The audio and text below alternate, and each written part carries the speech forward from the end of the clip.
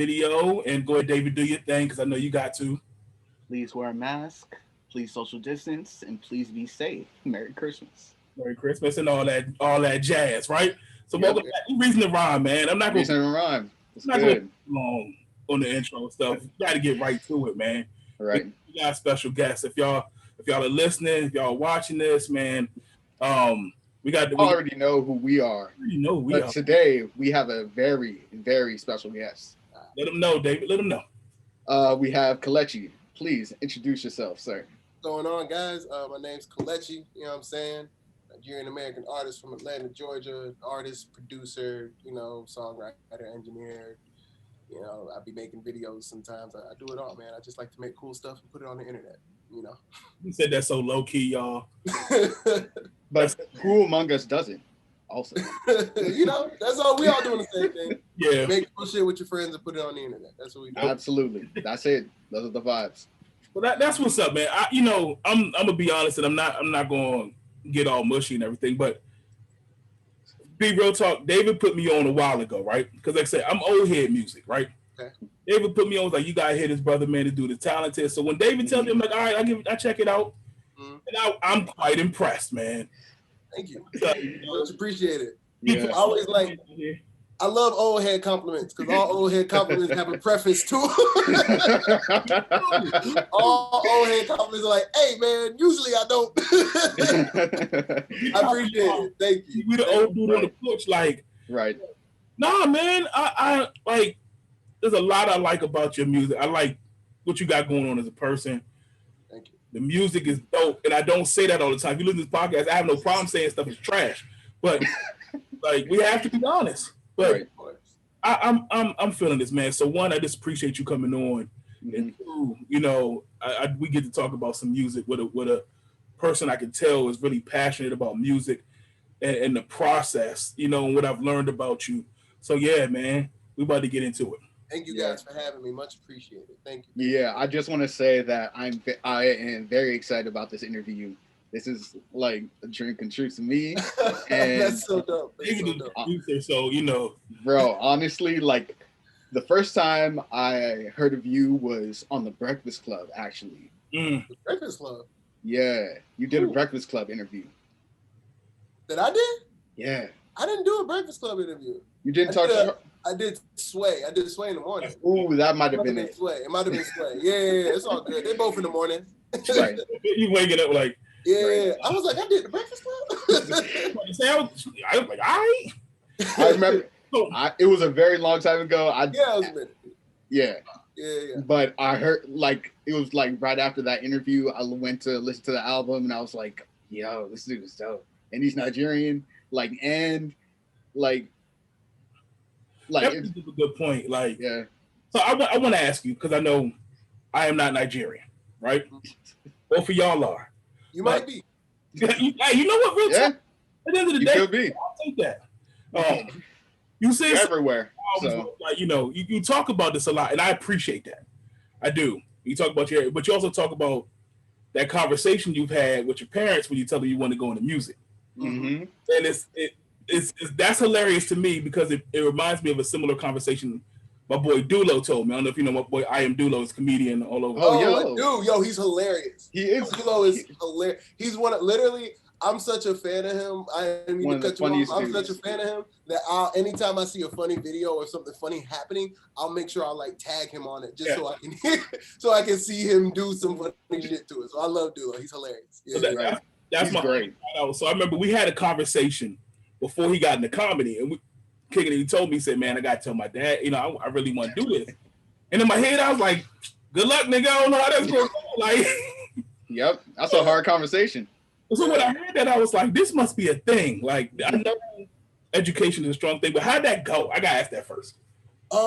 It's tough. Yeah, like being Nigerian and like, it's being Nigerian, but it's also being first generation Nigerian is tough because, your parents may make uncalculable sacrifices to get here, and just so that you can have some sort of opportunity and some sort of like firm foundation to be able to do more and better than they were able to do.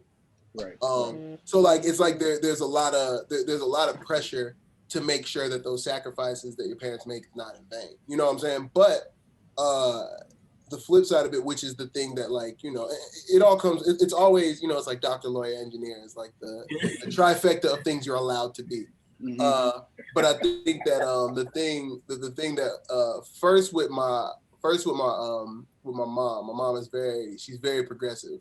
So like I think initially there was like the resistance, which at the time when you're a kid, the resistance feels like, oh, you don't believe in me. Oh, you know what I'm saying, this and that. But what it really is just that, like, your parents want you to be good. They want you to be stable. They want you, you know, they want you to be okay. So I think that initially, you know, and this is what I tell a lot of people be like, yo, I'm thinking about dropping out. You know what I'm saying? And I tell people, I'm like, okay, well, I mean, if you don't have support, like it's your job to get your people to support you. If you know, I know you want your like, you know, your family or whatever to just like blindly support everything you do, and in a perfect world that will be what happens. But you know, if there's something you're trying to do that might be a little against the grain, whether it's music, comedy, a podcast, whatever, you know, the onus lies on you to create something worth supporting. You know what I'm saying? So like off rip initially, you know, I tell my mom I'm trying to do music. And at that point, this must be 2013. Yeah. So at that time, I had been making music for, you know, since I was 14. So like, you know, I had been making music for a really long time. But because I hadn't been taking it serious from a career standpoint. My mom didn't see, you know, when I was staying in my mom's crib, she didn't see like hearing all that music every night. That wasn't me working on the craft. You know what I'm saying? In her head, I'm just down, I'm partying all night. You know what I'm saying? Because like there's such a generational divide, there's such a cultural divide. She doesn't understand that this is me working on a craft, perfecting a skill that I will eventually be able to monetize and take care of myself with. You know what I'm saying? The same thing that of what people do when they're in school. You work on something, you stay, focus on it for 4 years, and hopefully on the other end of it, you can make some money. That's what I was doing. But it sounded like a party, you know what I'm saying? So like in her head, it didn't make any sense while I was jumping off this cliff and taking this risk with my life. But then I think the crazy thing, it was before, I think the first thing that was like, that made her feel a little bit safer was in 2015, I had won this contest with Mountain Dew. Mountain Dew had this contest. And like, I had won like 50 grand to like make this album. And the crazy thing is, before I had won that, my mom was like, you know what? I don't want to block your blessings. I don't, you know, I think it's important. And it's crazy. Like she was really like, yo, I don't want to block your blessings. You know, the power of your parents is so strong. I don't want to speak anything negative upon you. If this is what you're dedicating your life to, I support you. And then, you know, it couldn't have been a whole month later that contest one came through. And that's kind of like what I mark as the beginning of like my professional music career. So that's really dope. I actually went to school for music production. Oh, really? So, and that took some convincing. Oh, bro, I wanted to go to SCAD for music production. There's like, and I remember when I told my mom, and she was just like, if that's what you're doing, I'm not paying for the application, because she just didn't get it, you know? Right. They just don't get it, you know? They like it's different. But now my mom is like my biggest fan now. That's right. What I did was that, that's funny because what I did was that I actually got into the school first. And then switched your major? No, I literally got into the school first. Okay. Oh, okay. Like, got you. Yeah, and then I like started school in 2013. I applied to, I had been talking to an advisor, and then from there, like as the process moved, I got into the school. I told my dad, and he said, if that's what you want to do, you have to work hard and get in. I mean, I support you. Yeah, and that's a very similar conversation. Like when my mom kind of came around, it was like, I mean, it's what you're doing. I mean, it's your life. Like, you know, I support you, but it's hard. She was not wrong. She was very, very correct. It's very hard. Absolutely. You know, I hear that and I appreciate that. You know, I think that's a good story. That's something to hold, because my experience is totally different. We'll get that later. But for real, so I wanted to dig in. So like, I listen to the music because, like I said, I want to keep this about the music too. Like, I'm excited, and a couple things jumped out immediately when I first got on, when David first put me on. And first, storytelling. Yep. He is a huge thing. I love it. Not every artist can really tell a story and progress a story where you really you're invested in it. Mm-hmm. Like, I'm listening to albums like I try to hit the next. I gotta see what happens. Yeah. It's like the next episode. I love that. That's dope as hell. And then not only just each individual project, but to me, and I don't know, tell me if I'm wrong on this, but like I heard your first part, they almost all progress. They all go to the next one. Like if you are really, really like, and that's, I really love like people who know, like who take in a lot of music, because then you can really tell what I'm doing. And I mean, it's not like I sat down, 5 years ago when I wrote that album, I was like, and then in 5 years, I'm gonna have an album called Going Home. It's not like that, but it really comes from like when you're making songs that are real and about your life, right? And there are things that really happen. The story is gonna connect. I like telling stories, but the fact that there is a cohesive, there's definitely a cohesive narrative all the way back from Before the Quarter to Quarter Life Crisis to Woke Up to Winter to Spring Breakup to my album Now Going Home. Like, there's the common narrative is that all this shit happened. Like that. All of it is me just writing songs about my life. I joke, I tell this like half joke. People be like, yo, like you're such a good storyteller. I'm like, to be honest, God is telling the story, bro. Like some of the things that happened to me, I couldn't even make this shit up. So all I'm doing is things happen. I might make songs out of them, So I like that your album very much has like themes. Like you have Going Home. You have like, it was Lost in the Winter. Quarter Life Crisis. Woke Up to Winter. Spring Breakup. Like I like that constant theme in certain artists, like to where like they have a theme and then they stick to it the whole time. Hey, it's really just I'm like I said, it's the songs about my life, Yeah, right. But I appreciate that it's appreciated, So like so now I'm gonna try to dig into your mind a little bit. So when you're coming up with a concept for a album, a project, like do you map out that project? Like this is where I want to go with it. I'm going to stick to this theme, the entire project. Like, what is that process for you? This is a good, like, if you talk to UConn my manager / brother, like, I don't think of albums in a linear way. I'm never like, yo, it starts at the beginning and it ends here. I think of it more in abstract. Abstract, but like, I describe it like this. I'll be like, okay, the album's here. I want it here. You know what I'm saying? So it's kind of more so coming inward and tightening up until it like clicks together. So like when I don't even know when the process of an album like starts. There's no start date. I make songs and I find common themes and I find commonalities and whether it's sonically or it's narrative wise, I'm like, how do these things fit together? And I just kind of like create it based off of, I let the music kind of lead me, you know what I'm saying? Like, if that makes sense. So it's like, I'll make songs and then I connect these. Okay, these songs have some like common feels. These have sonic feels. These have like subject vibes that are similar. And this is how the story is told. So like, it starts out kind of out here. And as I kind of mold the album and create transitions and tell different stories, it kind of gets closer and closer and ends up here like as this tight, piece that really the point of albums to me are, like I can't afford therapy. So like, so it's like I can journal, I can really journal and know what was going on at a certain point in my life.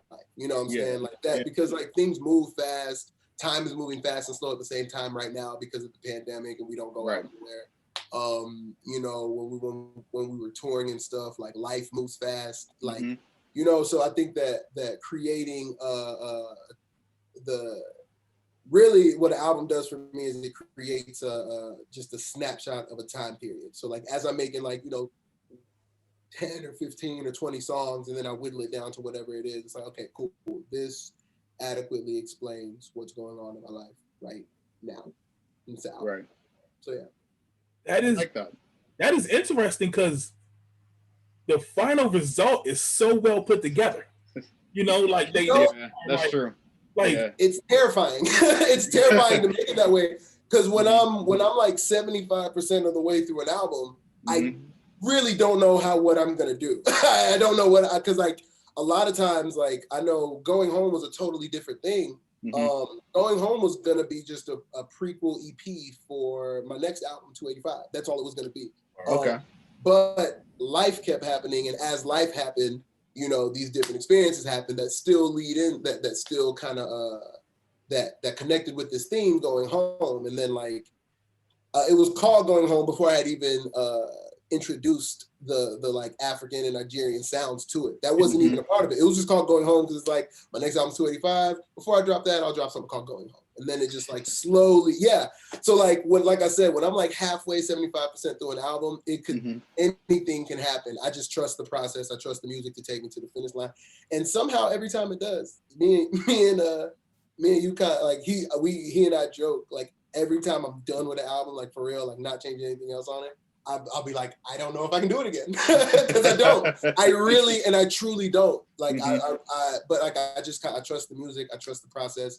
I trust the work we've put in and the talent that we've all been blessed with. Everyone on the team. So it keeps working. We gonna stick to it as long as it keeps working. Right. Yeah, it works. Like if it ain't broke. But I'm telling you, like because from a fan perspective, when I hear it, it sounds like this is like a well-oiled machine. It's playing. It almost like I picture like almost like storyboarding. That's how well it's put together. So like I envision like you like I know this. This is where we're going. So to hear the process, it's almost amazing to me because you have a gift of putting it together. Then it's natural. I guess so. I guess so. It's tough because it's like it's so hard to take credit for it, because it doesn't feel like I'm the one doing it. It feels like life is just happening, and I'm like, all right, let me just put these things together. But like, But all of your projects are like just very like well put together. They are, man. Very well arranged. I love that. I appreciate that. So we work really hard. That was the first thing I said when I went, because I listened and I always listen, and then I went back again. And the second thing was just I wrote the word down, authentic. Like, that's been in my head, since I started listening to your music. And like one of those things. Those are things I enjoy because you feel it. I know it came from you. I know you lived that. Like there's no way you put these songs together without living it. And you can artists. What some artists you like. You're right. Yeah, you're right. You're 100% right. It's so funny. I think it comes from I had a session today with this guy Israel. He's an excellent producer. It was our first time getting in together. But we were just kind of like, it's whenever musicians kind of get together, we just like talk about, how'd you start making music? Right. Kind of into it. And he started off in the church. He was playing in church. He started off singing in the choir. Then he started playing instruments. Me, I was like a song leader in church, and there's this common thread I think, especially with church musicians, and I said it just like offhand, and he was like, "Yo, that's a bar," but I was like, I think when you grow up listening to music that's literally for the soul, you know what I'm saying? Like literally, like not like as a phrase, like literally, this music is for people's souls. Yeah. I think you have a different connection to. You have a different intention when creating and connecting music with people. It's almost like people who speak a language fluently from the time they were a child versus people who like take a class in high school and learn it. Like, and again, it's another thing you kind of can't take credit to because life will just give it to you that way. But like, there's something about knowing from a young age, like you're visibly watching the way music can lift a spirit. You're visually watching that. So I think that I just kind of like subconsciously internalized those things, and they feel less like skills and more just like instincts, you know what I'm saying? So like that authenticity I think just comes from like I connect music with the soul, you know what I'm saying? Like those two things are inseparable to me. So I think that's where that authenticity comes from. Yeah, that's great. It's real. It's something, man, because your music kind of takes me back. Like, I'm not that old. I'm 37, but you're not even that old, bro. You're not that old. But when you live, you know what I'm saying? Like, it takes me back to that point in time where it's like, damn, I remember that. Like, I'm listening to this, I'm like, damn, I remember stuff. I remember that. You know, like that connection where it's like, damn, I remember that. You know, like when you're listening to an album and you see yourself in it. I mean, in it, like, and it's like, yeah. And through each project, I'm like, because like you said, I can tell this is where he was, man. And this part in his life, it oozes out. It does. Right. You can tell he's going through it. Like, Woke Up to Win. I would listen to Woke Up to Win, and I'm like, damn, I remember them days, man. It was a sad one. Yeah, man. Woke Up to Win. Like, you know, it's funny that album's hard to listen to. Man. Now, at this point, it's hard to listen to. Not because I don't like the music. The music is dope, but like it's like I feel like, again, I be feeling it with music, and like it takes me there. Like it puts you back in that mood. And I deal with seasonal depression. Like this year has been tough. This year has been particularly tough, but like I think that throughout life I've kind of gathered the tools as to what to do when I'm like feeling like that. But like man, like those I like making those songs in those like darker periods or the brighter periods or whatever, like it. Right. Like it was right now, like it'd be harder to listen to, but like, you know, I go back and hear it once in a while, and I'm like, yo, this shit not bad. I feel you on that. That brings up another question, because like I when you create, do you have a problem going back and listening to stuff? Like, do you listen to it and you're like, I don't like it, and other people like how do you feel about your creation? Because some people hate it, like they hate listening to it. I'm gonna be honest, I'm probably, if I'm not my biggest fan, I might be my second biggest fan. UConn might be my biggest fan. But like, yeah, like I like, you know, like it. I know there are some people who torture themselves about songs and it's like it's this like laborious process. And like again, we work really hard, but like I love this shit. You know, I really, really love it. So like, you know, if I work on something for a long time, it's just like I'm just trying to get it perfect. It's not like, you know, it's a thing that I'm suffering through. My process, like my process is I think I'm kind of blessed that it's very, very low pressure, because, you know, a lot of artists, it's like, you know, you get with an engineer and, you know, there's the process of finding your engineer. So you get with this guy, he's a good engineer, but he don't sound right with you. You get with this guy, he knows the sound he knows how to mix a beat, but he don't mix your voice with the beat right. And, you know, so I think that as far as my process goes, I'm blessed because like I don't have that pressure of like figuring out chemistry with another person because I'm the engineer. Right, and then another part of you know, because I, you know, have my hands on it from seed to sow, it's like I like on like, or like even like going to studios, like going in, I don't really, like, not to say I don't go into big studios, like sometimes I do, but like when creating my albums, like I'm in the house or I'm at someone's house, I'll bring my whole equipment, I'll set it up and we'll make shit there, because it's like, I don't like the pressure of, yo, you got 30 minutes left. Like, you know what I'm saying? Like it's kind of hard to create when someone's like, yo, you're on the clock. So it's like, my process is very low pressure. I was like, I liken it to you know, fishing or catching lightning in a bottle. You know what I'm saying? You can't make the lightning strike, no matter how much you dig it. You can't tell a fish to get on your hook. But if you create the environment for that to happen, you know what I'm saying? If you get the right bait, you got the right rod, you got the right everything, your boat quiet enough, this and that, and you're patient, you'll come out with what you want. And that's how I am with making music. It's like, you know, I'll make sure I'm relaxed. I try to make sure that like I know what I want maybe the song to be about. And it's just like, I just open myself up to the possibility of making the thing that I hope comes out. Yeah. And, you know, it works. You know, it's really just opening, you know, I spent a lot of time getting the skills, you know, of like sharpening the skills from like when I was like a early teenager to now. So now it's like, I know the skills are there. I just need to like be open and be patient, and the inspiration will come as long as like my hand is open to it. So right, I really like that. I feel like one thing you're saying is that you never force it. Like it always just very hard not to. Yeah, I try very hard not to force it. Like it comes very naturally. See, if it feels forced, I'm gonna go chill. I'm gonna go chill. I'm gonna go do, or I'll do something else, or work on something else that like But if I'm making music, like even the last song that I made, can I talk about it? I'm trying to think. Is it the one that came out today?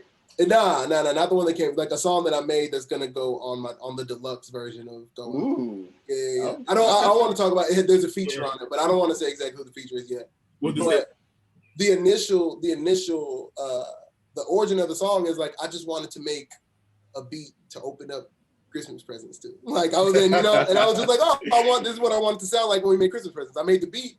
And I came up with some words, and then I came up with some more words, and then the song just happened, Mm-hmm. And it kind of just, like my sister says this when she makes songs, but it kind of fell out of me, It just, and I think that's the most. It's my favorite way for songs to happen. I love being blindsided by a song. Like I was just living my life, and all of a sudden I had this song in my hand. Mm-hmm. That's a beautiful experience. Yeah, that's very cool.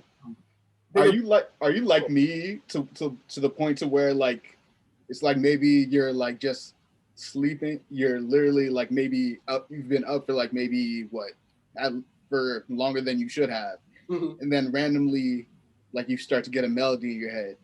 It can sneak up on me anywhere, bro. Like I try to sample less, but like even when I would be sampling, like I might be at Wendy's. We was at Wendy's once, and I remember that a song came on that I wanted to sample, and I was too far away from the speaker to like for my phone to recognize it. So I'm standing on the table at Wendy's with my phone trying to get it to Shazam the song. You know what I'm saying? Because it's like if I feel it, it's like, oh, I gotta do it. Right. So like it's if I'm laying down, if I'm asleep, if I come up with something, if I'm in the middle of a conversation and I sneak off and I start recording on my phone, it could be anything. It's really at any moment. I just, like I said, I try to stay open to the possibility of a song falling out of conversation, falling out of an experience that I see, falling out of what somebody's telling me about their life. That's really, I just try to stay open to the possibility of a song because there's songs in everything. Yeah, absolutely. I like that.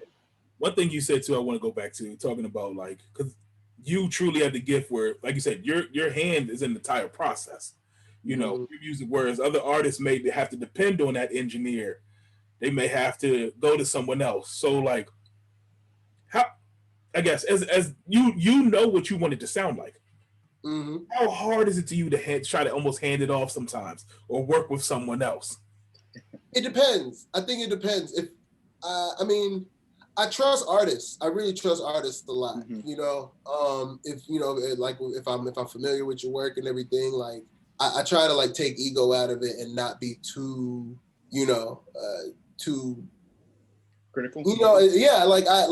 Artists all speak a very similar language. So like I know who to trust and who can be like, yo, just do what you do on it. I think that with engineers, it's a little tougher because, and it's less to do with the engineers and more to do with me because it's like I'm used to making songs in a room by myself, so I can try something where I sound stupid. I can rap my voice like this or like this or like this and do it a million times and not feel like I'm wasting nobody's time or what I'm saying. So like I think that's really the biggest thing. Is more so with engineers, it's a little tough, but like. What'll usually happen if I'm in a session with somebody and somebody else is cutting vocals, I don't want to like take over the session. So I'll be like, I'll play it cool, record my shit. And then if the song is like for real going to come out, I'll be like, yo, let me recut that at my studio and send it to you, just so that I can like rap like no one else is in the room or record it like no one else is there. Cause there's just something to be said about that vulnerability, like you by yourself, Right. So. Absolutely. I totally feel that. Because like I've definitely like sadly I have like I've made so much stuff and to the point to where like I had to like get used to my own voice. Like especially like with this podcast, like it's like you have to hear yourself talk. Yes. Or you have to hear yourself sing. And it's like you gotta get used to it. Yeah. There's a weird hump there, Right. Like when you first hear it, you're used to hearing your voice from here. Right. From inside of your head. And you don't realize the acoustics outside of your head are different than they are, inside of your skull. So it sounds different coming out of speakers. And you're like, oh, I sound like that? Well, yeah, this is what everyone else hears. This is what everyone else has always heard. You're the only person hearing this for the first time. So like that's the thing that even when I record, because like, you know, I engineer for like people who are like trying to get into music and stuff. So like when I record, I'm like, I sound like this. I'm like, yo, trust me, you sound like this. Everyone else, if you sounds weird to you because it's your first time hearing it like this. So, right. Yeah. Speaking of that, I actually want to talk about your production because to me it's insane. Thank you. We niggas don't talk about my production enough. Thank you. Man, like like any good music geek, I have Genius whenever something is playing, so it has all the credits on there. Nice, so like maybe a couple of days ago, I was listening to one of your songs. I like looked on Genius. I looked for a producer, said Kelechi, and I was like, oh. So he does all of his own stuff. Yeah, and I went down to the engineer, and I was like, "Oh, he literally does everything." I'll produce like 40 to 50% of my tracks on the album. It depends on this most recent album because it has like more, you know, like African influenced sounds, and I honestly feel like a brand new artist in regards because I'm like switching lanes so much.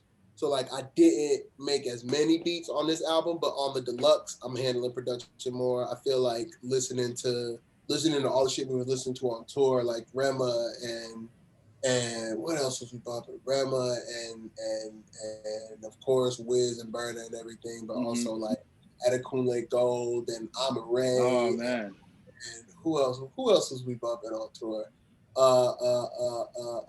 Oxlade, I love Oxlade. So like as I started listening to that, and then everything that Tells produces and tunes, it's like I learned I like had to learn how to produce in a totally different way. So like I was a little bit more hands off on the production on this album as far as the African sounds go, but on the deluxe and on my future stuff, it's like I was joking with somebody. I was like, I feel like I've put my first foot in my bag.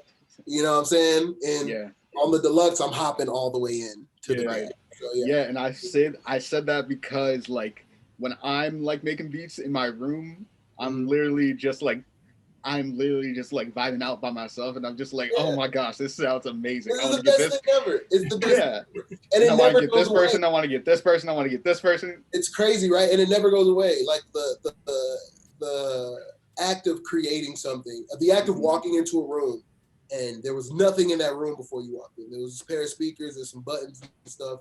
And then, you know, walk away and there's a whole idea that you can show people and tell people about. Like that it hasn't gotten old yet, you know. Right. We've been doing this for longer than I haven't been. So I feel like I'll be like, whenever I'm making beats, I'm always like, oh yeah, I'm gonna get J. Cole on this. I'm gonna get Kendrick on this. You got to think that way. Exactly. Yeah. It makes sense. When do you know you're done with a project? When do you know you're done with an album? Album? When do I know I'm done with the album? I know I'm done with an album when I feel like my intention. So whatever idea I was trying to get across, if at the end of it I feel that way, if I feel like, you know, that idea has been adequately articulated. I think that's the best way to explain it. Because like it's not about getting 12 songs done, you know? Right. It's more so it's like, okay, what am I trying to say with this whole project? How can I belabor that point? How can I almost exhaust that idea? So it's like it's more about the big picture. Exactly. So it's like the album's called Going Home. It's about coming home to Atlanta from tour. Okay. But then it's like what exactly did that mean? It's like it was coming home to Atlanta from tour, but also that tour was like this big spiritual journey that led me back to my roots and my culture, and I got more in touch with my family. So it's also going home in that sense. It's also going home in the sense that because I got in touch with my roots and my culture and my family, I'm making different music. The songs are different. So I'm literally going home. I'm going from hip hop to Afropop. You know what I'm saying? So it's like I'm going home. So I'm going home physically. I'm going home spiritually. I'm going home sonically. It's like, how can I repeatedly exaggerate and belabor this point I'm trying to make? Like, and once I listen to it enough, I've listened to the album no less than 1,000 times. You know, so once I get to that point to where I've listened to every song, and at the end of it, I get to the end and it's like, I feel like people will get what going home means, you know, then it's done. With Quarter Life Crisis, like I was trying to capture a moment in your life, like in your mid 20s, that's like, you know, this like existential crisis that happens to a lot of people in their mid 20s. And it's like, when I got to the end of it, did I feel like I told that story? Like, does it feel like that point is driven home? And that's really what it is. Do I feel like if I feel like I executed my intention, that's when the album is done. And I know that's kind of abstract, but you know, clearly my process is kind of abstract. I totally get it. Yeah, it makes sense because I asked that because I always ask it to artists, and the variety answer. Some people have hard deadlines. Some people it's a particular number, it's a particular field. So that makes sense, though. That makes sense. It does. Another thing I wanted to bring up too, because I know you do a lot of your own work, but like, who's around you? You got a team around you? Who's working with you? Yes, it's really the team is family. You know, my sister is like my road dog right now. We're working on her album.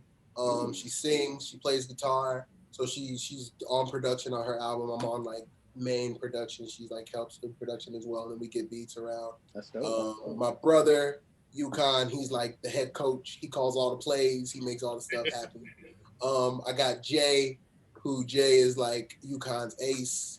He handles all like the administrative of uploading of songs and making sure that all the, you know, my PRO information is on everything and everything's registered correctly. Right. Who else is on the squad? I mean, Faye is his own entity, but like that's family. So like that's a team member as well. Make sure I'm not forgetting anybody. It's not a ton of us though. It's really me, my brother and my sister, Jay, Faye, and you know, like it's like we got everyone else is kind of like, you know, they hop on for projects and it's like, oh, you're on this project, but like it's not really it's not a whole ton of us. It's a small team. It's a very, very small team. Okay. I like that though. That's important. I think it helps us be nimble. You know, I think it helps us be able to move fast and pivot quickly, but you know, and I think it also is I think we're reaching our bandwidth though. I think we're realizing that we're reaching, because it's like I handle a lot of our, like so much of the visual and creative, and it's like, you know, I got to make another album, and it's I'm realizing how as things get bigger, it's getting tougher for me to be able to handle. So we're start expanding. So make a good point too. Like as you're growing, what's that experience like with? Well, first, music industry in general, because I always like to ask that, because I don't think a lot of fans understand what that goes in is like, yo. Like that's a month, you know. Yeah. What the industry is like? That's a loaded question. Yeah, it is. Yeah. Try to maybe point it a little bit more so I know exactly what that. Because I got a lot. I can say a lot, but maybe if you can like. All right. Well, let me backtrack a little bit. Let me start off with you're in Atlanta. You know, we talking about probably one of the major music hubs of the world, you know, breaking in. How did you find it difficult to break in Atlanta? Because there's a lot of competition. There's a lot of people out there. Right. What was that experience like? Like, I got to come up. I think the cool thing about Atlanta is if you're in the creative scene, if you haven't popped to some degree, someone very close to you has. You know what I'm saying? So it's like the best thing is that it shows you it's possible. Like, bro, me and I'm just like K Camp went to my brother's high school. You know what I'm saying? Oh wow, cool. Yeah, we went to the same high school. Russ and I were Facebook friends who would send each other links to our songs. Like, yo, listen to this, like spamming people's walls. We were doing like that was the struggle artist thing to do at the time. I'm trying to think of who else, like Jid and all them Earth, them Spillage Village niggas, they was all popping around on Edgewood. Like we were all doing the same like little shows around the same time in like 2015, 14. Who else? Deontay. Me and Deontay came up. Like it's like if you aren't the one who pops at that time, you know the guy who popped. And I think that what that does is it just makes popping way less mysterious. It just makes it possible. You know what I'm saying? It makes it seem possible because it's not like, you know, it's happening out of nowhere. It's happening to niggas you know, and you're seeing people work hard and their profile grow and them getting further. Mm-hmm. So it becomes less of this like magical quote unquote overnight success and more a thing that like if you dedicate and work on your shit, something will shake for you if you're consistent and you're working on your stuff. So I think that's the best part about like Atlanta, like the scene, I think. I would say. That might be, real talk, one of the most unique places to do that at in the world. Mm-hmm. You know, especially for a black, like if you go to other regions, it's not like that. No, because it's small. It's because we're a major city. But like, if you've been to Atlanta, like you can drive from one side of Atlanta to the other in 9 minutes. Yeah. No exaggeration. If you're on 285 West, I'm not 280. Yeah, if you're on where 285 and 20 West, it will take you 9 minutes to cross through downtown and get to the east side. You know, like, and of course, there's so much sprawling stuff, you know, between those 2 points. But at the same time, man, we're a small city. It's not a big city. Everyone knows the same people. Everyone crosses paths with the same people. The day before COVID hit, or not before COVID hit, the day the NBA shut down, like I had seen, it was Deontay had a show, Mariba was there, I crossed paths with Saint Beauty was there, Young Baby Tate was there. So it's just like, it's a small, we see the same people all the time. You know what I'm saying? So it's like, it's small, but there's so many. So it's like, it's such a black city, which I think which is why there's so much soul. But it's a black city, and then it's just like, man, there's something magic about this place. I don't know what exactly it is. But it's something in the water in Atlanta. I wish I could explain it, but you kind of just got to experience it. Yeah, going down. I wanted to ask, like, since you grew up in Atlanta, I wanted to know, like, who were you listening to growing up? That's what I'm saying. Like, it's just so much. Yeah, I mean, of course, I'm like Atlanta shit. It would be Outkast, Jeezy was crazy popping, Ludacris, of course. Yeah, absolutely.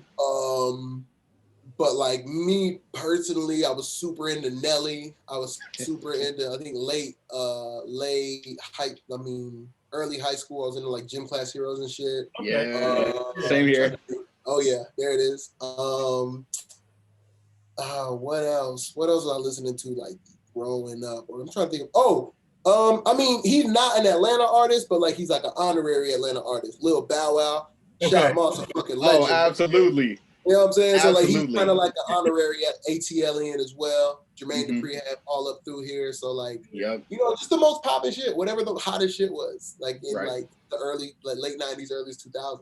Like, I'm tired of people disrespecting Bow Wow like he doesn't have hits. And he got hits. Bow Wow got hits.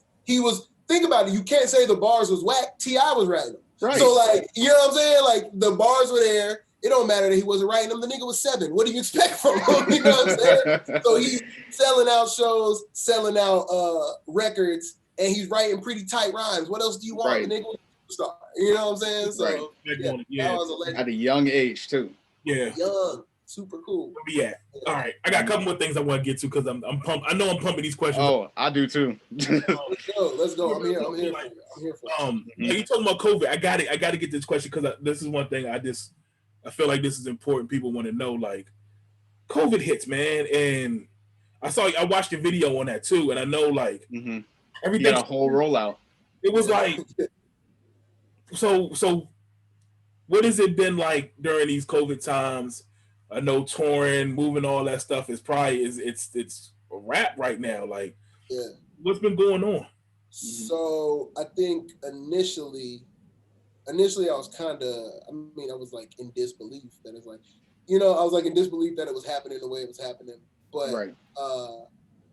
like I'm not gonna front and be like, oh, it's been gravy. Nah, shit's been super tough. You know, it's been super tough because it's like the main way that artists make the most money is now illegal. You know what I'm saying? Niggas can't record. And I don't think that there's definitely a correlation between the fact that there's artists getting busted for embezzlement and scamming and all kinds of illegal ways of getting money when they're not touring. You know what I'm saying? I don't think there's definitely a correlation there. I think like initially it was very, very hard. I think that like it hurt my soul because like I feel like at that point I had just gotten a taste of it. Yeah. You know, I had just done a national tour Right. Like for real, seeing my fans face to face, and it was like, yo, like we lit right now. Like we were really, that's what it was. Like we doing shows in Chicago, Chance pulling up. Like it was like that. And you know, I think K Camp came to the Atlanta show. Like it was just a lot of energy. Like we felt it from when I did the Super Bowl show in February of last year, all the way up until this, like the last show on tour. It was just a different energy, and it was like uptick like that, and then boom, stopped. So it was super hard, and I think it was hard for me to like get through it, like get through like I felt like I was mourning, like I lost something, you know what I'm saying? Right. But I think that what that time of just sitting allowed me to do was, like I downloaded a copy of, I bought a copy of Logic Pro. Okay. Really taught myself how to edit. I knew that this crazy story had happened to me. My brother was like, yo, like people need to know exactly how it happened. People don't know how this shit happened to you. This shit is crazy. He was like, yo, we got a script together. I wrote the script. I recorded the script.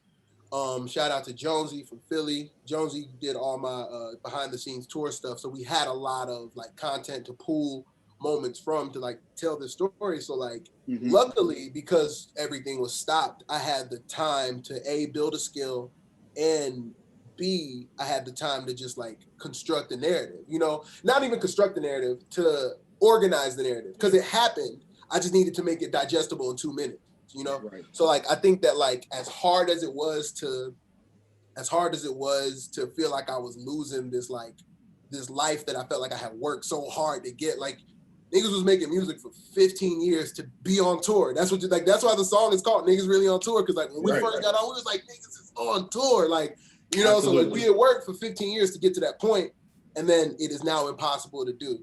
So, you know, it was hard, but luckily it gave me the time to sit, organize, take inventory, and be like, all right, what's next moves? How are we going to continue telling the story? How are we going to keep it moving? So, you know, we made the best out of it. Yeah.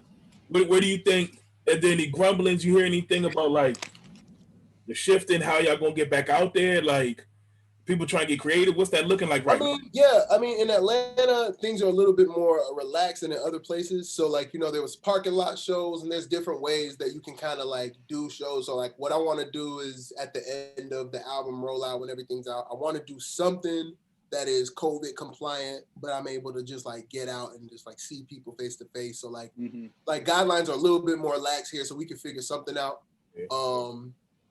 But it's like, I want to make sure that the whole album is out before I even start thinking about what live show to do, so that people can have all the music. Right. Yeah, you know, it's just, I'm just trying to figure out what to do next. Yeah. Another thing, you talk about this all the time. Sorry, David. No, you good. Go for it. Are you holding on the album till you try to figure out what's going on with this COVID thing? Like are you holding on to it? You got it in the tuck? Nah. So, you know, I actually wanted to ask about that. Yeah. It's crazy. So I had an album 285 that was supposed to drop before this, and then this was like a pre-EP that turned into its own album. So I already have the concept, and 285 is like here. You know what I'm saying? Like it's not here yet. It's like here. So like, you know, Going Home's gonna come out. We'll push that. Put the deluxe version. And when I tell you guys, the deluxe version of Going Home is gonna be so great. It's gonna be so good. Like I can't even say how ridiculous it's already shaping up to be. So we'll do the regular version. I think it's like the last song drops in like February. We'll take a little bit of time. I want to put together like some sort of kind of like piece, some sort of art piece that chronicles it all and wraps it up. Yeah. And then we'll come out and hit them with a deluxe. We'll probably do one more thing that like lets niggas know what the deluxe was supposed to be, and then, you know, we'll start on the next one. So it's not like I'm holding on to the next album until COVID's over, but like it's more so just like I really, again, like when I make an album, I want to make sure I said what I said, and then when putting the album out, I want to make sure people get it. So it's like put it out one song at a time. Then we'll drop the whole thing. Then we'll create some sort of experience for people to rally around it, and then we'll put out the deluxe. And then like at that point, I'm like, okay, they get it. You know, then we can kind of start moving on to the next. Right. You want to have everything in place. I can't wait till that come out. That might give me a reason to come back down to the A, man. Yeah, same here. Yeah. It's in trouble in this. Yep. Yeah. I want to ask about the song you dropped today. Yeah, Like My Dad. Let's get that. Because I listened to it and I said, oh, snap, this came out today. And I was like, all right, I got to talk about this. Yes, please. I love that. I want to ask, like, first off, what was the process of writing the song? Like, because it sounds like a very heartfelt, it goes very deep, very vulnerable. Yeah, I mean, what made me start writing Like My Dad? I almost don't. It's almost like a dream. Like, you don't remember where dreams start; they just kind of like happen. Yeah. But I think that the like intention behind it is like in creating this album, and as I'm like, from the first song on the album, which is Niggas Really on Tour, I'm like, give me some familiar, all this new shit getting old. I'm returning to familiarity. You start looking at yourself, you start looking at your culture, you start looking at everything that makes you, which starts with your parents. And you start looking at the things about your parents that you get from them, the good and the bad. And it's like, in order to not perpetuate the things that you see as negative, you got to address them and you got to look at them. You got to look at them for what they are. That song was cool because I think it kind of served as like, it's like reconciliation. It's reconciliation, and that's what it sounded like. Yeah, it's reconciliation, and it's loving. You gotta love your parents where they at. Your parents is old; they not changing. You know what I'm saying? Like, so you gotta love your parents where they at. Love them where they at, and also there's don't excuse the ways in which they come up short, or the ways in which they could have been better. You don't excuse those things, but you understand them so that you don't internalize them and perpetuate them. You know what I'm saying? So like, that's really what that song is as an exercise. It's like, okay, cool. Who am I? What's going on? Where did I get this from? Damn, I did get that from my pops. That's crazy. Damn, I did get that from my pops. That's crazy. Okay, cool. Well, these are the things that ways, in which I am. These are the ways in which I'm not. Let's what don't I want to take with me? Okay, cool. These things, why not? And it's like, and I really break it down. And like, the crazy part is I wrote the song so quick, and I thought we got an email back from my distributor because they were like, it had a parental advisory on it, and it was labeled as explicit, but it's not. There's no cursing in the song. But like, because there's so much rapping in it, I just assumed I was cussing in it. But like, I didn't, almost like was subconsciously kind of like being respectful of my dad, like, like trying not to cuss in the same room as your elders and shit, because I just like I think I was just like really in that space. I actually played that record for my pops, and I think he like heard it. I played him On Me, and then I played him that, and I remember him being like, I like this. Hey, turn On Me back on. I was like, you know what? I said what I said. He heard it. That's the most important part. That is. Even with the clip in it too, like, Yeah. That's again, UConn. That's my brother. Like, we'll be hanging out with family. We might be on tour. We might be doing something. And like, there are these moments that feel like magic moments that you just live. And then 10 minutes later, UConn go come in with, yo, I recorded that. It sounds good. Like, it's like I have all these like pieces and sample moments of life. A lot of them are come from him because he's like always, his ears are always perked up. Again, because like, he's such a good witness because like, I feel like if I didn't have him, if I didn't have like Faye, if I didn't have my sister, a lot of folks probably wouldn't even believe the things that happened to me. So it's like, or the conversations that I have, like, so it's good that I have these people around me to like help me tell these stories. So yeah. My pops on there dropping bars. You definitely got that first generation American mentality. Yeah. I'm right there with you. Also, the middle child. I got that too. Yeah. We cousins for real. You Nigerian, right, David? You Nigerian? Yeah. Oh, where? What you what's like you? Mom is Nupe, dad is T. Okay, got you. What's that like? Cause like I'm Igbo, so like I feel like I come in contact with so many Igbos in Europe about so much more, but like, is it different when it's like cause like it is, because since my parents are from two different tribes. Yeah. Like you like when we got to go to Nigeria, was it 2015? And we went to my mom's village, like, and we kind of hung out there. That was like kind of our main hub. and we got to talk to like all the cousins that we've been talking to online for like the past for like the longest time. Yeah. And then we went to my dad's village, and it was just a very like religious experience to like be among my family that I've been talking to for like years. Damn, that's so dope. And it's amazing. That's so dope. That's dope. That's dope. I can't wait. Yeah. I can't wait. Yeah. One of my cousins was talking about, he was telling me, and like this is my closest cousin who's here. He was talking about, he was like you really don't know. He was like, you don't know how big you are back home. And I was like, what do you mean? He's like, you just don't know. He was like, you're pretty well known. He was like, you're not like huge, but like people know you. And I'm like, oh, word. I was like, that's kind of smooth. Like, I don't know. You know, you really don't know. So right. I'm excited to go home and really like put my feet to the soil and like for real touch people and be touched and like feel it for real. So absolutely. With this project coming out, y'all planning it? Like they're definitely planning to make that move? Yeah, it's you know, my life and my rollout are now the same thing.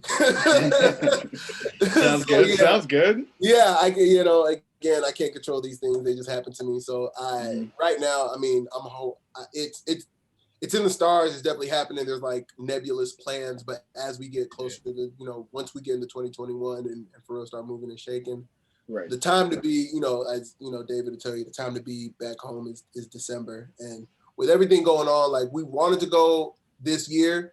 We wanted to go 2019. But like, cause like the 85 to Africa tour literally went from 85 to Africa. Oh yeah, that's right. And then them went out to, they did Uganda, Ghana several times, a bunch of shows in Nigeria. And like we was going right out with them, but like we found out on tour, you know, right. And we found out we were going on that tour 6 days before we went. Wow. So it's like, it's very hard to, while you're on a tour, plan to then go on another tour.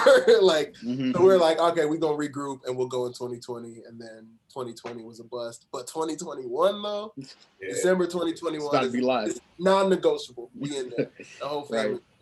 Right. Ooh, real quick, I want to ask, what was working with Jidenna like? Man, that's the chief. He does not play. Really, he's really the chief. He really is, you know, I was one of my friends asked about him, and I was like, he's one of those stand-up guys who he makes everyone around him stand up straight. You know what I'm saying? And that's a very unique quality about people. Some people can be good people, but you're just a good person, and that is not contagious. Jidenna, right. He's such a stand-up, solid guy. And that energy just kind of leaks off him to where it makes everyone else around him be on their P's and Q's.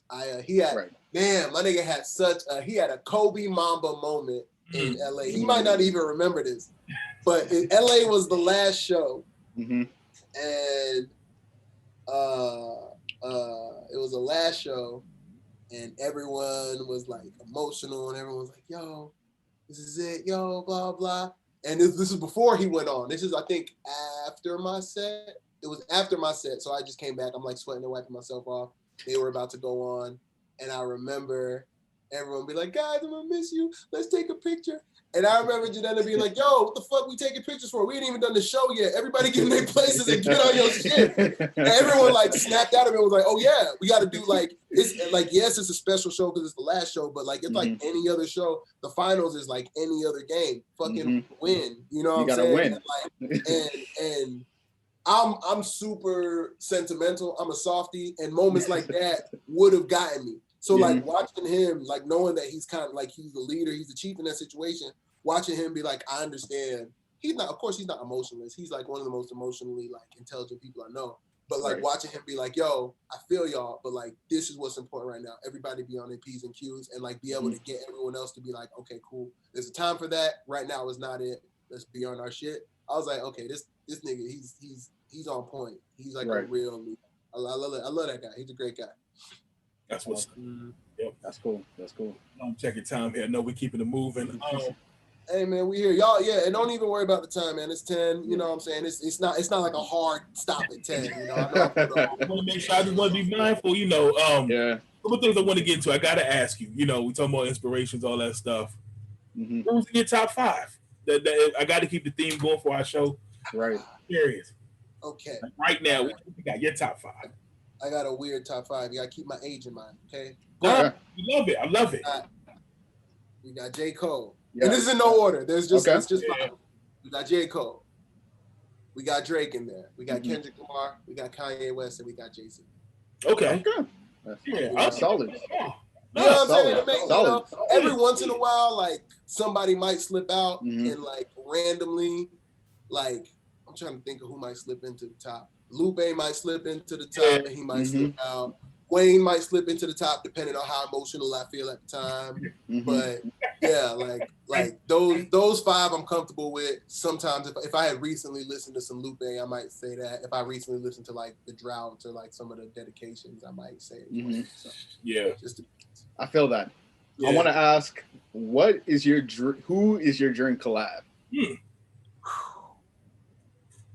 Only one? You can have, I'll give you 3. Give me 3. Okay, cool. Kid Cudi. Kid Cudi. Who else just made good ass songs? I want to make a record with Burna because that would be hard. That would. And who else? Kid Cudi, Burna Boy, and man, it's so many niggas I want to make songs with. Cause I'm thinking of like the best song. Like I want to rap with everyone. I want to rap with Cole. I want to rap with Drake. I want to rap with everybody. But like if I'm like, yo, like I want to make a song that I know is gonna like make niggas feel something. It's like it's Kid Cudi, it's Burna, and probably one more. Trying to think of a lady. A lady I'd love to make. I'm trying to think. I feel like me and Sade would make a cool record together. But I also feel like I'm trying to think. I don't know if that's the one. But I feel like it would sound good. I'm gonna go with Sade for now. If I'm wrong later, then cool. Right. But I'm gonna take that. Ain't no wrong with that. We're definitely gonna do another one of these. So hey man, we'll go back and listen to. We'll go back and we'll revise. Sade, and I know we've been talking about your rapping ability the whole time, but ain't nobody bringing up the vocals. Hey man, yeah, that's true. And that's I love, bro. I mean, like I've been singing longer than I've been rapping. When church, I was leading songs and stuff. So like in my youth group, I used to lead songs. So like, there's some things in melody that you just can't portray, or that you can't convey in rap, and there's some things in rap that you can't convey in melody. So it's like I'm glad to have both of those tools to be able to just like, again, to be able to belabor a point, to be able to bring a point home and drive it home for us. So I just try to do what's appropriate.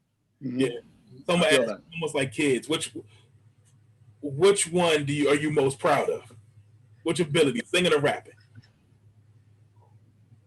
I'm more proud of my rapping, but I think that singing is more fun. I think that like I can do more fun things and be a little bit more adventurous with singing, but like all things considered, bro, like these niggas don't want to smoke with me rapping. Like nobody, like I don't think there's anybody who would be like, I don't think anyone would be like who I could be like, damn, they will watch me. Nah, I have a lot of faith. I got a lot of faith in my ability to rap. Like I refined that skill. I spent 10,000 hours plus on that skill, and I will like put any of these niggas down. I'm not mad at that, and I like the flow too. I like how you. The flow is nice, y'all. If y'all haven't heard, tell everybody like. Gotta be out here flowing, Yeah. Ooh, I got another one. All right.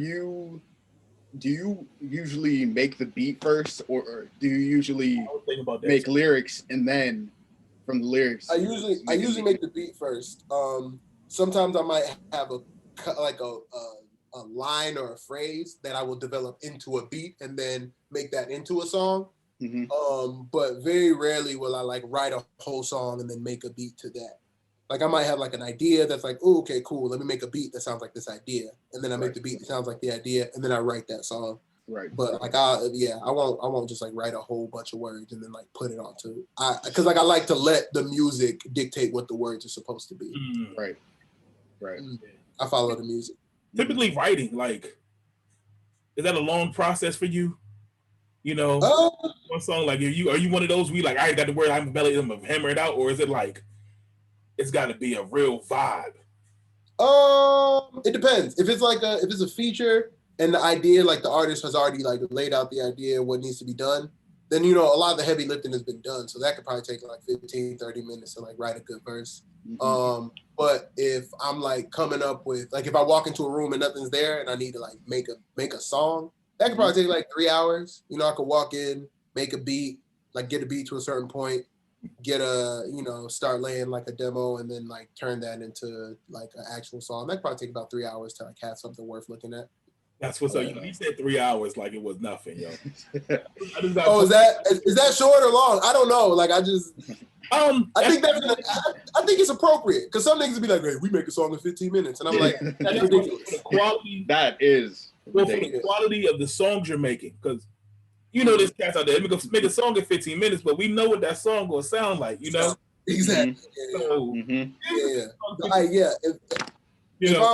if there's like nothing in there, if I'm coming in and I'm making a beat and then conceptualizing and then writing the song, it'll probably take like 2-3 hours to like have an idea. But then like once getting the song to like be a full song, I might have 3, 4, 5, 6 drafts, after that. But like the beginning part of it, that part, I always say the first 80% of the song is done in the first session.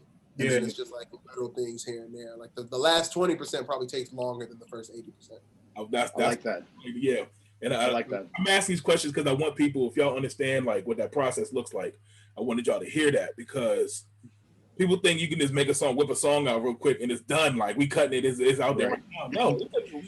No, it takes work, it takes heart, it takes skill. Think about it. You gotta think about it. If you want people to think about it, you're gonna have to think about it. Mm-hmm. We're definitely gonna write and produce a song together. We got to. Hey man, make it happen. If the shit fire, I'm on it. I just want this shit fire. Let's make it. I already have a beat in my head that I'm starting to flesh out, man. We gonna make it shake, bro. We gonna do it. And then I'm gonna keep it moving. So let's get on to the next segment. We do a segment every week called Dope Rounds. And we pretty much highlight our dope rhymes and what it cut out for a second. Dope rhymes, fat beats. Dope rhymes, okay, fat. dope rhymes, fat beats. There's a whole story to it. I got a whole backstory to the name. Yeah, ran up on me with that.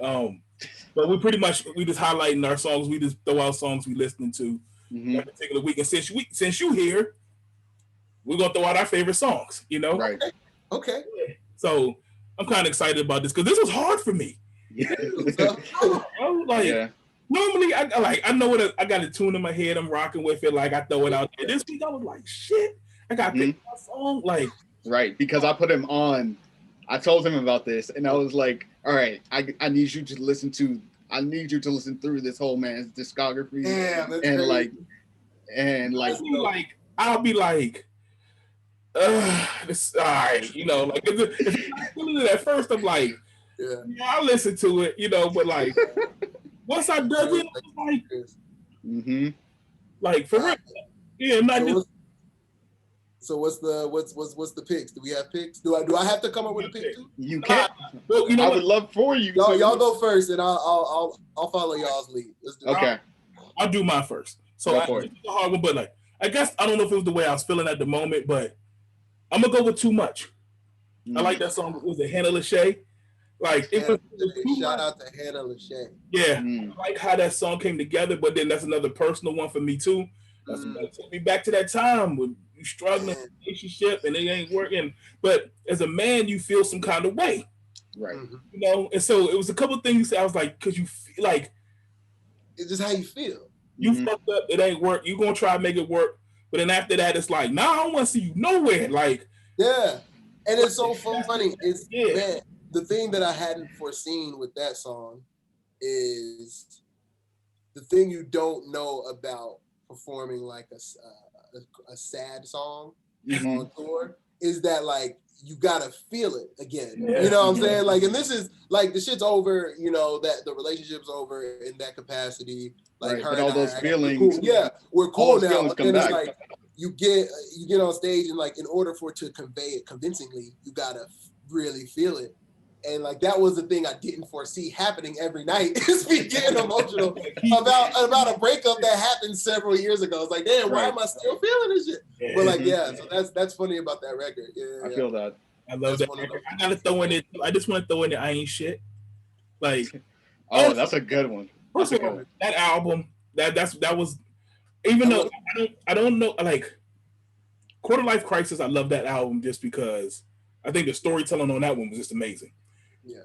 But damn, Spring Breakup though, some of them songs are just like, if you know. I think Spring Breakup sounds the best. It sounds. I think it has the best sonics to it. It's the most pleasing to listen to. So yeah, I get that. I totally get that. I get that. Yeah. And I Ain't Shit is a fun song to listen to. It's a fun song, but I think I like the honesty of these songs. I think to me it was like I wish as men, sometimes we could just say that shit. Like, look, I got issues, I got baggage just with me, and she that's like what it was. And like, you know, that was the cool thing.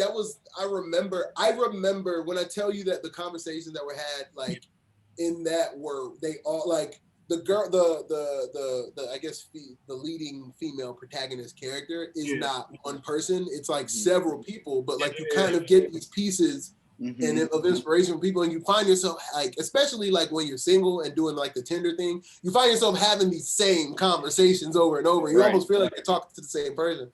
So like that's really where that came from. And then like I think at a certain point, especially when you're kind of having the same conversations over, it's just like, what's the point of, you're like, man, I'm on Tinder. What are we doing? I'm on Tinder. Like I'm looking for shallow affection and attention. That's what's going on. Is that what you're looking for? Oh no? Well, cool. Oh yes? Well, cool. You know. So yeah. Like you do you. I'm gonna do me. It's funny. Like I'm like I said, I'm a little older than before Tinder, but we had a whole thing. Hey man. Yeah, whole thing. Whatever you want to call it. I was out there being a hoe. I'm part of the Faithful Black Man Club now, but you know, absolutely.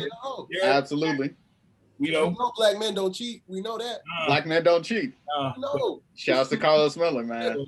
Yeah, we don't cheat, but shit. Hey, don't snitch on yourself, bro. Don't snitch on yourself. It's well done at this point, but I think it's just, to me, that was just refreshing to hear. You know, because sometimes we just gotta be brutally honest with this stuff sometimes. So just to hear that through the music, like, and I'm at right now, you know. It's also respecting other people's time. You know, I ain't gonna waste your time. You don't waste mine. You know, what's up? Right. Yeah. So I could have gone for others. Like there was a lot, you know. But I'm actually. So I'll say this. I actually think "Woke Up to Winter" is probably my favorite, and that's not typically my lane. And David knows I typically shit on that lane. To me, like, it sound like it get annoying because like everybody else sound the same. Like I'm sick of y'all. But again, I think it was personal. There was real ass. It was real. It was cold. It was really cold out here. You know? That vulnerability. We went from fuck y'all niggas, I'm tired of y'all niggas, to like talking about suicide, talking about things like that, talking about real. Like, so I think again that might be the psychologist in me, the mental health person in me, but like, but I appreciated it. Anytime we can get a brother to open up and have those conversations, I appreciate that. I'm glad, bro. Yeah, it means a lot. It really means a lot, man. I appreciate it. So that was actually funny. I actually had a conversation with some young dudes I mentor, and I brought up some of those songs. Really? Yeah. To me, music is one of those things that's a connector. So when I work with young dudes, music connects. There's a lot of power in it. We were talking about some of those concepts. We talked about suicide, and I said, I want y'all to hear this. And this came from a real man, you know, like, whereas I know a lot of songs, like, it's abstract. You don't really know what the roots were. I was like, nah, I want y'all, this is probably the most authentic you're going to get out of a song like this. That's so cool. And we had a conversation about that, you know, and the way they responded to it, the conversation we had from your music, to be honest with you, man, it sparked some real things, you know? Damn, that's so cool. That's really, really cool. I thank you for telling me that. That's amazing, bro. Yeah. So when I tell you, like, you know, that's why I say it's appreciated. There's a lot of people who are going to hear this stuff that benefit from it in probably ways you didn't even think of. You know, we think music, you know, it's a vibe. Sometimes it may relate a little bit, but there's so many layers that go deep to this stuff, man. You know, so I had to. He was like, you know, I've had those thoughts too, and like, they trying to figure out how to get out of it too. And sometimes music helps stuff like that. So that's why I say I love the music, but something about that album, man, it does it. It does it. That's great. It really, you know, that makes me feel like the kind of, I don't want to say the kind of like the pain is worth it. You know what I'm saying? It makes you feel like you didn't go through it for no reason. You know, so I think that feels really cool. Yeah, no, you didn't. Right. And there's brothers out here who are benefiting from it. So, you know, and I don't say that to gas. I say that for real. Like, hopefully that helps, you know, and even sometimes that was years ago, but you know how it is, man. Yeah, it never. I think it's a constant battle. It's a lifelong battle. You know, you have better days than others. You have better weeks than others. But I think that the crux of it is like, you know, like I said earlier, it's like I be dealing with seasonal depression, but like luckily life has given me the tools to like know when it is because like half the battle is like you be down and not even know what's going on because you're trying to focus on life or whatever. So life has given me the tools to know what's going on like in my brain and then how to like get up out of it. Damn, bro, you ain't even got out of bed in 2 days. Damn, bro, take a shower. Damn, bro, go grocery shopping. Damn, like now it's like, you know, I know what to do to kind of like get that momentum in my head and in my body kind of started going. So, but yeah, that really means a lot to me, bro, for real. Like you telling me that, because like it really does. It feels like it's worth it. It feels like you don't go through shit for no reason, just for yourself to learn. Hopefully you can help other people, you know. So that I really appreciate that, for real. Yeah, well, it works, man. Yeah. So I want to throw that out there. I feel it. David, what you got, man? First of all, I got like my dad because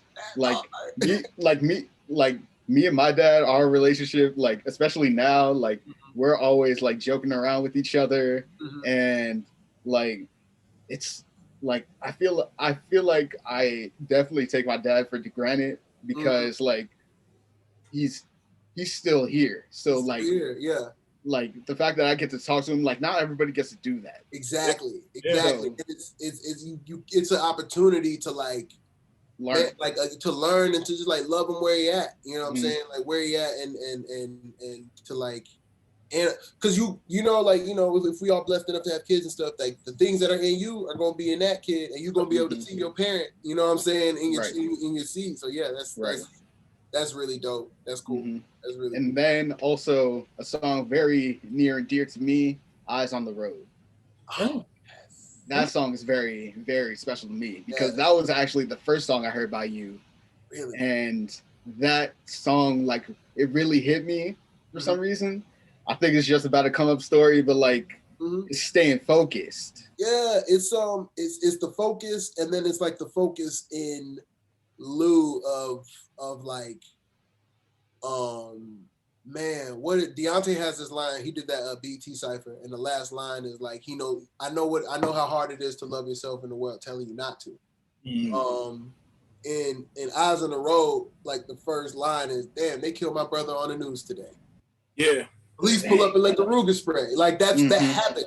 So it's like it's like there's a degree of like the survivor's guilt that comes with that, but then it's like, yo, what you gonna do? Be sad all the time? You gonna be upset all the time, or are you going to?